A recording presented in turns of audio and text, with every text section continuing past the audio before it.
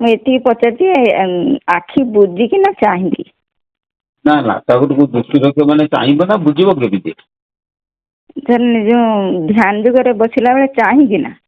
ହଁ ଚାହିଁକି ଆଗେ ତମେ ନାସାଗ୍ରରେ ଆଖି କି ଚକ୍ଷୁ ସ୍ଥିର କର। ତାପରେ ତମେ ଆଜ୍ଞା ବୁଝିବ କି ଚାହିଁବ କି ଅନ୍ଧାର କି ଆଲୁଅ ସେଗୁଡାକ ଦ୍ୱିତୀୟ ଶ୍ରେଣୀ ପାଠ। ପ୍ରଥମେ ଆଜ୍ଞା ତମେ ନାସାଗ୍ରକୁ ଦୃଷ୍ଟି ରଖିକି ଦୃଷ୍ଟିକି ସ୍ଥିର କରିବା ପାଇଁ ତମେ ଚେଷ୍ଟା କର। ଆଜ୍ଞା ନାସାଗ୍ରରେ ଦୃଷ୍ଟି କେମିତି ସ୍ଥିର ହବ ବୁଝିପାରିଲେ ନା? ଆଜ୍ଞା। ସାଗ୍ରରେ ଦୃଷ୍ଟିଟା କେମିତି ସ୍ଥିର ହବ? ତୁ ସେଇଟା ହଉଛି କଣ ତାକୁ ସେ ଗୋଟେ ପ୍ରକାର ତାଟକ ଯୋଗ ନା। ବୁଝିପାରୁଛୁ ଆଜ୍ଞା ନାସାଗ୍ରରେ ଦୃଷ୍ଟି ସ୍ଥିର ହବା ପାଇଁ ଶୁଣୁ ତୁ ଦେଖିବୁ ନାସାଗ୍ରକୁ ଯେତେବେଳେ ଚାହିଁବୁ ସେତେବେଳେ ଦେଖିବୁ ନାସାଗ୍ରଟା ତତେ କ୍ଷୀର ଦେଖାଯିବନି। ଆଜ୍ଞା କେତେବେଳେ ଏପଟ ସେପଟ ହଲଚଲ ଦେଖାଯିବ। କିନ୍ତୁ ଆଜ୍ଞା ପ୍ରକୃତରେ ନାକଟା କଣ ହଲଚଲ ହୁଏ କି? ନାକ ନା ହଲଚଲ ହୁଏ ନା। ଆମ ଆଖି ଆଜ୍ଞା ହଲଚଲ ହବାରୁ ନାକଟା ଆମକୁ ହଲଚଲ ଦେଖାଯାଏ। କଣ ବୁଝିପାରୁଛୁ?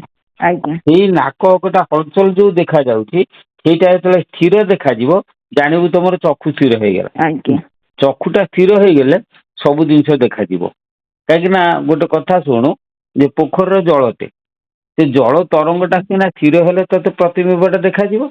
ଆଜ୍ଞା କିନ୍ତୁ ଆଜ୍ଞା ସେଇଭଳିଆ ତ ନା ଆଗେ ପ୍ରଥମେ ଦୃଷ୍ଟିଟା ସ୍ଥିର ହବା ଦରକାର। ସ୍ଥିର ଦୃଷ୍ଟି ପ୍ରାକ୍ଟିସ କିଛି ଦିନ କରିସାରିଲା ପରେ ତାପରେ ତମେ ଶୂନ୍ୟକୁ ଯେତେବେଳେ ଦୃଷ୍ଟି କରିବ ଅଟୋମେଟିକ ସେ ଶୂନ୍ୟରେ ଯାଇ ଚକ୍ଷୁ ସ୍ଥିର ହବ। କିନ୍ତୁ ସିଧାସଳଖ ତମେ ଆଖି ବୁଜିକି ହଉ ଅନ୍ଧାରରେ ହଉ ଯୋଉଠି ହଉ ତମେ ଯଦି ସିଧାସଳଖ ଅନ୍ଧାରକୁ ଚାହିଁବ ତମ ଦୃଷ୍ଟି କେବେ ସ୍ଥିର ହବ ନାହିଁ। ଆଜ୍ଞା ବୁଝିଲ ବହୁତ କଷ୍ଟ। ତେଣୁ ଆଜ୍ଞା ଚାହିଁକିରି ପ୍ରଥମେ ଆଗେ ତ୍ରାଟକ ଯୋଗରେ ଦୃଷ୍ଟି ସ୍ଥିର କରାଯାଏ। ଯଦି ନାସାଗ୍ରକୁ ଦୃଷ୍ଟି ସ୍ଥିର କରି ନ ପାରୁଛ ଆମର ତ୍ରାଟକ ଯୋଗରେ କେତେ ପ୍ରକାର ଉପାୟ ଅଛି। କିଏ ଦୀପ ଜାଳିକି ଅନ୍ଧାର ଘରେ ଦୀପ ଶିକାକୁ ଚାହିଁକିରି ଦୃଷ୍ଟି କରନ୍ତି। କିଏ ଆଜ୍ଞା ସୂର୍ଯ୍ୟଙ୍କୁ ଦୃଷ୍ଟି କରିକି ସ୍ଥିର କରନ୍ତି। କିଏ ଚନ୍ଦ୍ରକୁ ଦୃଷ୍ଟି କରି ସ୍ଥିର କରନ୍ତି।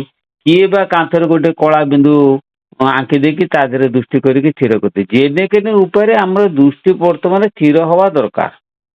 ଦୃଷ୍ଟି ଥରେ ଆଜ୍ଞା ସ୍ଥିର ହେଇଗଲା ପରେ ତାପରେ ସେଇଠୁ ତମେ ଅନ୍ଧାର ଘରେ ତମେ ଯେକୌଣସି ଧ୍ୟାନ କର ଯାହା କର ତମର ସବୁ ଦୃଷ୍ଟି ଥିର ନହେଲା ପର୍ଯ୍ୟନ୍ତ କିଛି ହେଇପାରେ କିଛି ତ ହବନାଇଁ ଆଉ।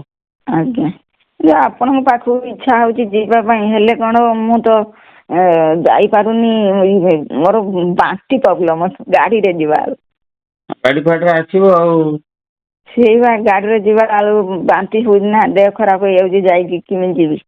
ବହୁତ ଆପଣଙ୍କୁ ଟିକେ ଦର୍ଶନ କରିବା ପାଇଁ ଆପଣ ଭଗବାନ ଭଳିଆ ମୁଁ ଦେଖିଲା ଦିନରୁ ଇଏ ଆମ ଭଗବାନ ଏମିତି ମନ ଭିତରେ ଚିନ୍ତା ଓ ଆସିବୁ କେତେବେଳେ ମା ବୁଝିପାରୁଛ ନା। ନାସା ଅଗ୍ର କହୁଛନ୍ତି ସେ ନାକକୁ ତ ଅନେଇଲେ ବାମ ପଟ ସାଇଡ ଦେଖାଯାଉଛି ଡାହାଣ ପଟ ସାଇଡ ଦେଖାଯାଉଛି ଆଉ ତାର ମଝି ଜାଗାଟା ତ ଦେଖାଯାଉନି ଆଜ୍ଞା ନାକର ଅଗ୍ରଭାଗଟା।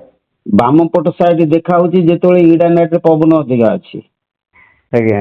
ଡାହାଣ ପଟ ଅଧିକା ଦେଖାଯାଉଛି ଯେତେବେଳେ ପିଙ୍ଗଳା ନାଟ ରେ ପବନ ଅଧିକା ଅଛି। ଆଉ ଆଜ୍ଞା ମଝିରେ ଦେଖାଯିବ ଯଦି ସେ ଦି ପଟ ପବନ ସମାନ ଚାଲିବ ସୁଷୁମ୍ନା ନାଡି ଖୋଲିବ ସେତେବେଳେ ଯାଇ ମଝିରେ ସମାନ ଦେଖାହବ।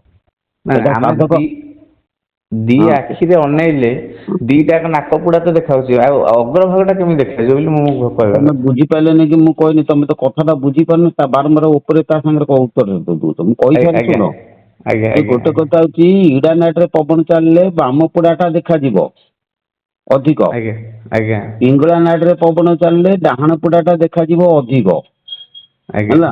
ନାସାଗ୍ରକୁ ଦୃଷ୍ଟି ସ୍ଥିର ରହିବା କଷ୍ଟ ହବ ତମେ ଆଜ୍ଞା ବାରମ୍ବାର ତା କରୁ କରୁ ଯେତେବେଳେ ଦୁଇ ପୋଡାରେ ପବନ ସମାନ ଚାଲିବ ସେତେବେଳେ ସୁଷୁମ୍ନା ନାଡି ଖୋଲିବ ଖୋଲିଲେ ତମର ନାସାଗ୍ର ପୂର୍ଣ୍ଣ ମାତ୍ରାରେ ଦୃଶ୍ୟ ହବ। ଆଜ୍ଞା ଆଜ୍ଞା।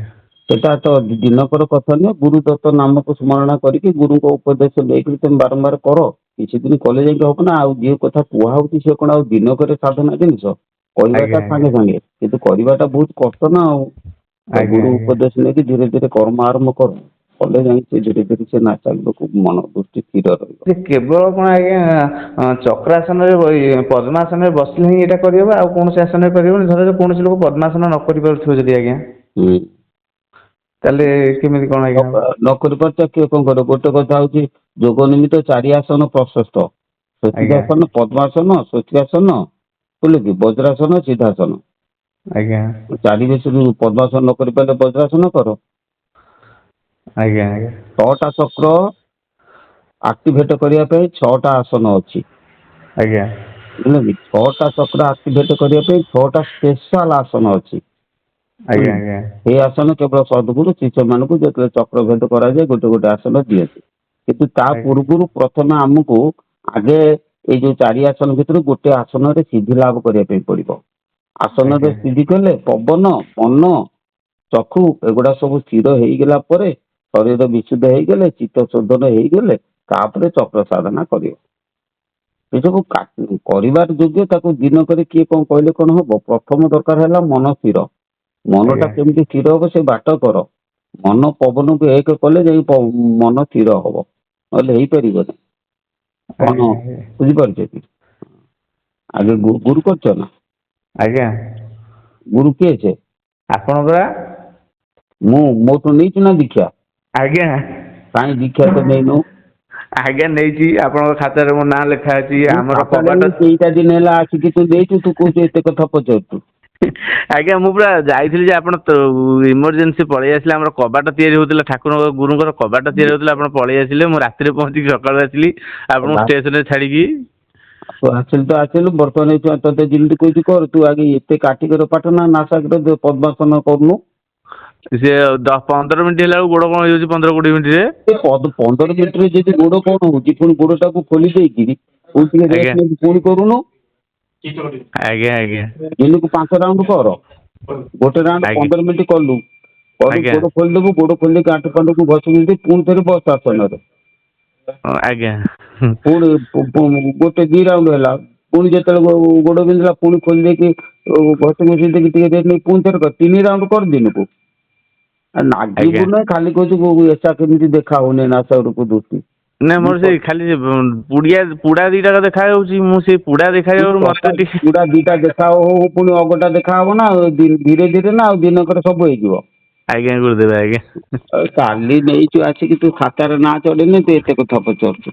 ଆଉ ଦିଟା ପଚାରିବୁନି, କୌଣସି କଥା ମତେ ଫୋନରେ ପଚାରିବୁନୁ ହେଲା। ଆଜ୍ଞା ଗୁରୁଦେବ ଆଜ୍ଞା ଆସିବୁ ଭୁଲ ଏଠି ହେଇଗଲା ପଚାରିବୁ। ଆଜ୍ଞା। ଫୋନରେ ଶିଷ୍ୟ ଯିଏ ହନ୍ତି ସେ ଫୋନରେ ପଚାରନ୍ତିନି। ଆଜ୍ଞା ଗୁରୁଦେବ ଭୁଲ